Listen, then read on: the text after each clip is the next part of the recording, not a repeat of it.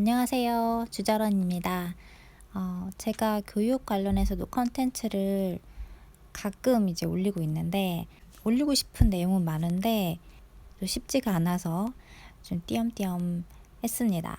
제가 앞으로는 기회가 닿을 때마다 아이들 교육과 미래에 대해서도 제가 생각하는 것과 그리고 현재 하고 있는 것들에 대해서 영상을 만들어서 올려보려고 합니다. 오늘은 제가 사교육에 대해서 이야기를 좀 하고 싶은데요. 첫 번째로 제가 지금 하고 있는 사교육하고, 두 번째 사교육을 고를 때 주의해야 할 사항, 그리고 세 번째는 사교육비를 아껴서 지금 주식 투자를 하고 있는데 이거 지금 딱 5개월 되었거든요. 네, 어떻게 진행이 되고 있는지 진행 과정에 대해서도 말씀을 드릴까 합니다. 네, 그러면 첫 번째 제가 아이들 3명한테 해주고 있는 사교육이 어떤 게 있는지 말씀을 드려볼게요. 저는 일단 아이들이 3명이고요. 저희 아이들이 하고 있는 사교육으로는 체육, 음악, 수학 이렇게 종류로는 3가지고요. 한 가지씩 말씀을 드리면 체육은 이제 3명이 같이 하고 있어요. 같이 하고 있는데 3달에 62만 원입니다. 그리고 일주일에 3번.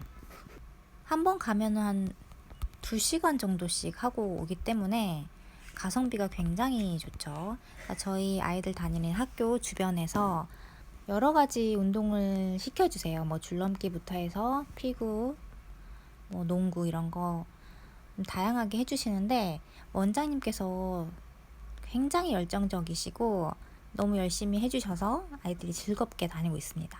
제가 체육을 보내는 이유는 저희 아이들이 이제 막 스스로 뛰어놀거나 밖에서 막 활동적으로 이렇게 노는 아이들이 아니에요. 그래서 이제 체육은 사실 이제 좀 강제적으로 시키는 부분도 있죠. 운동하고 체력 키우는 게 굉장히 중요하잖아요. 이제 스스로 막 열심히 뛰어놀고 놀이터에서 노는 거 그런 거 좋아하는 아이들이면 저도 안 보냈을 것 같은데 그런 아이들이 아니기 때문에 좀 일부러 시키고 있습니다. 그러면 한 달에 3명이서 한 지금 20만 원밖에 안 되는 거잖아요. 3명이 20만 원. 그럼 굉장히 가격이 괜찮죠. 그래서 아주 만족하면서 보내고 있는 체육이고요. 그다음에 음악은 이제 3명 다 피아노를 조금 어렸을 때는 한 2년 정도 배웠고 지금은 첫째는 첼로를 한 달에 20만 원 들여서 이제 매주 한 번씩 레슨을 받고 있고 둘째는 이제 피아노를 끝내고 지금 따로 음악은 하고 있지 않고요. 셋째가 바이올린을 얼마 전에 시작을 해서 걔도 지금 한 20만 원 정도 내고 있습니다. 그리고 이제 세 번째 수학인데 수학은 원래 방과 후 수학을 좀 시켰었는데 이제 코로나 터지면서 방과 후가 다 없어졌잖아요. 이게 굉장히 아쉬운 부분인데 저는 개인적으로 수학은 학교에서 이제 방과 후 정도로만 하면 충분하다고 생각을 하는 입장이에요.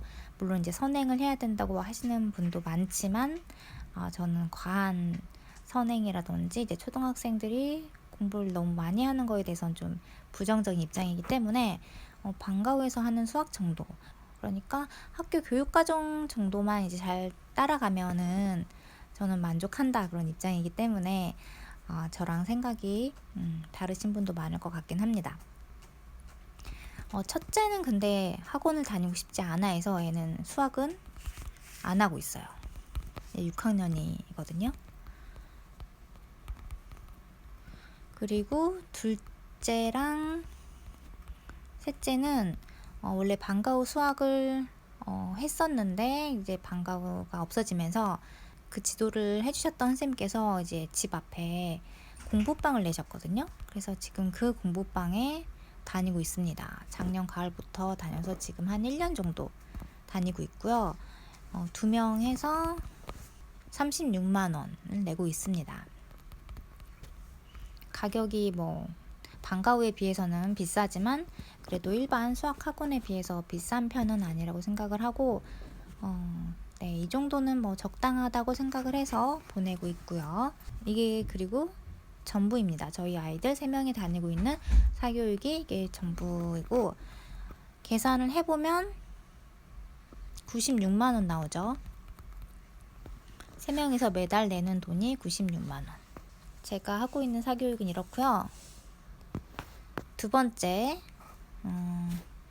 제가 생각하는 사교육을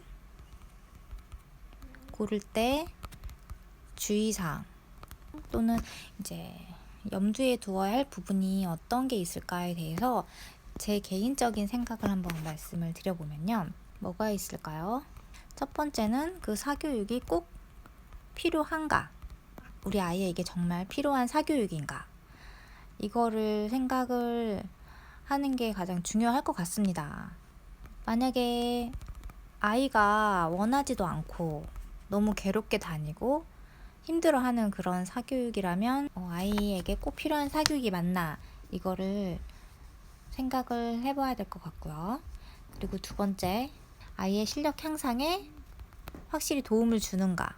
만약에 아이가 영어 학원을 1년을 다니고 뭐 2, 3년을 다녔는데 생각보다 아이의 영어 실력이 기대에 못 미친다.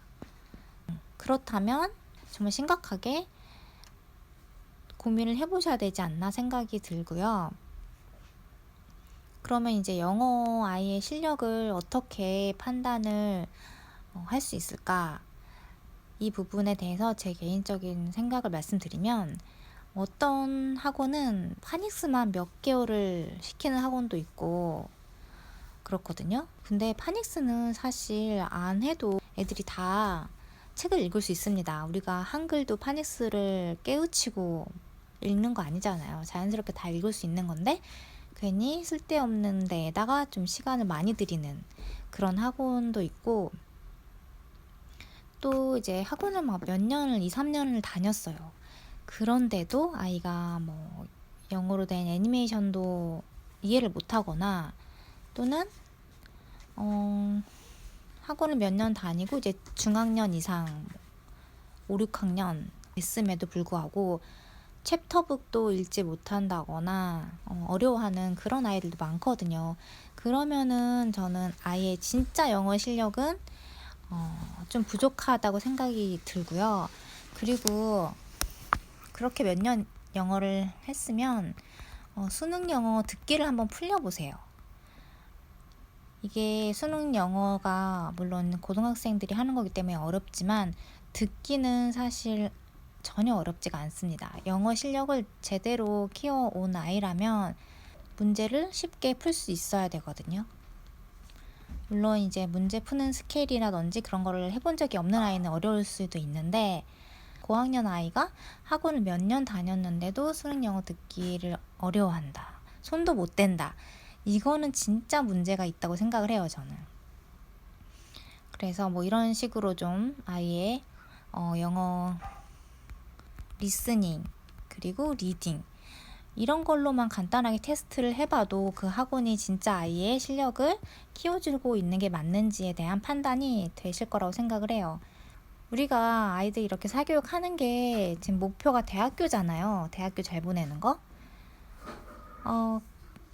대학교를 잘 가려면은 고등학교 때 공부를 정말 열심히 하고 이때 잘해야 돼요. 근데 지금 초등학교 때 엄한 힘을 빼는 게 과연 좋은 결과를 낼 수 있을지에 대해서 저는 의문을 항상 가지고 있습니다. 그래서 초등학생 때는 공부하는 습관, 공부 습관, 그리고 자기가 이제 매일 목표한 바를 매일매일 달성하는 거, 끈기,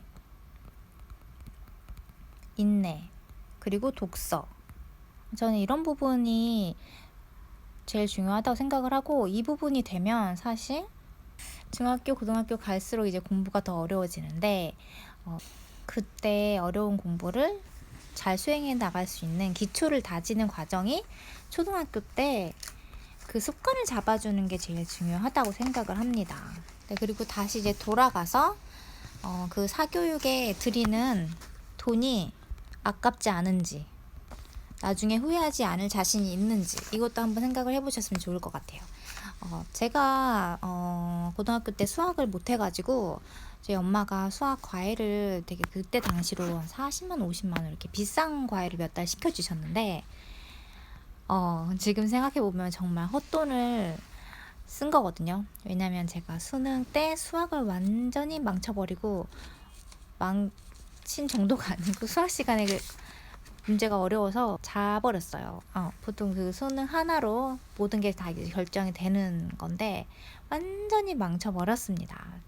저는 그런 아픈 과거가 있기 때문에 사교육을 고를 때 지금 이제 저희 아이들에게 이 돈을 쏟아부은 게 나중에 내가 후회하지 않겠다, 이런 생각이 들 것만 해주고 있습니다.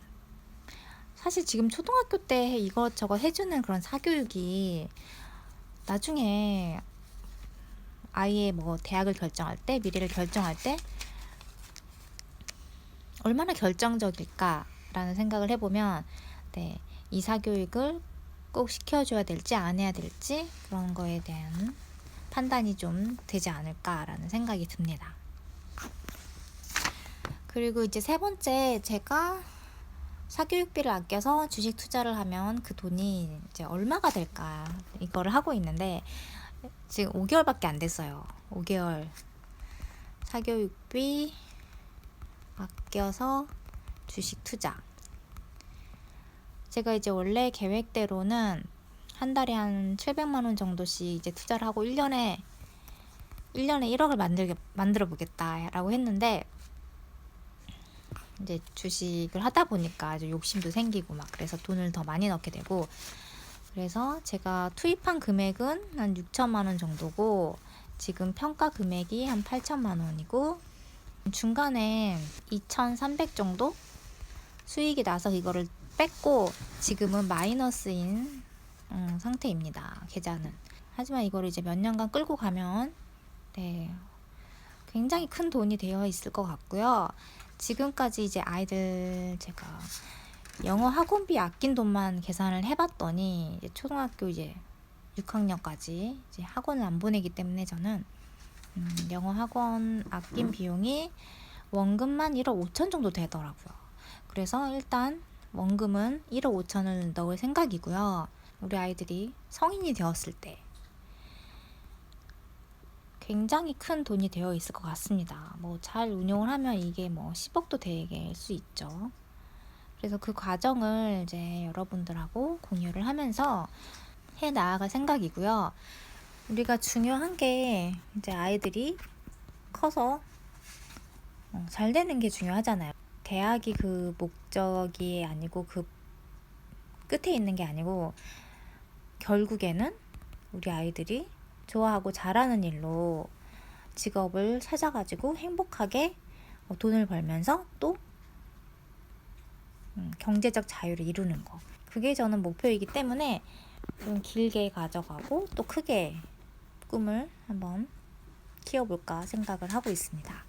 여러분도 같이 저와 아이들의 경제적 자유를 위해서 열심히 한번 노력을 해봅시다. 그래서 오늘은 제가 사교육에 대해서 얘기를 해봤는데, 한번 지금 아이들을 해주고 있는 사교육에 대해서 하나하나씩 뜯어보시면서 이게 정말 올바른 결정인지, 돈이 아깝지 않은 그런 사교육을 하고 있는지, 아이에게 정말 필요한 건지, 우리 아이의 실력을 진짜로 향상시켜 주고 있는 좋은 학원인 건지에 대해서 한 번씩 다시 생각을 해보셨으면 좋겠습니다. 그럼 오늘 영상도 들어주셔서 감사합니다.